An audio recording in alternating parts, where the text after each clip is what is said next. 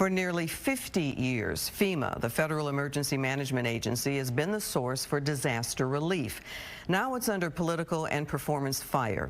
This week, county emergency management officials around the country, including in Texas, went to Washington to ask lawmakers to support changes to FEMA in legislation that's working its way through the House.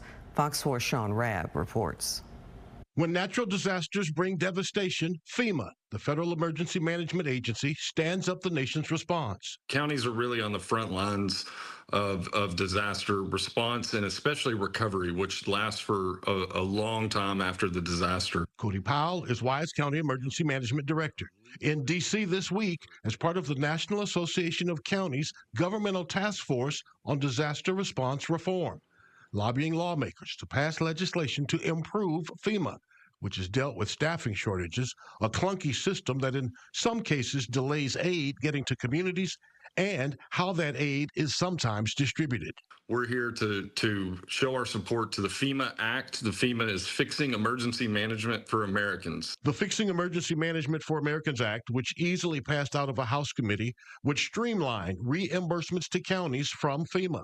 It would also make an easier application process for loans and increase transparency with the public dashboard, so anyone can trace requests for help to FEMA. And it would allow counties to know sooner how much funds will they get from the government for recovery. What is often lost in those stories is the months-long, in some cases years-long recovery that a lot of those local counties and cities are having to go through. FEMA itself is going through its own storm over alleged political bias in the distribution of aid following major disasters. President Donald Trump has said he wants to either shut down FEMA or reduce its disaster response footprint and let individual states handle response and recovery. As a task force, we have never felt like just completely abolishing FEMA has ever been a good idea. We need that federal backstop to support local jurisdictions whenever these disasters do happen.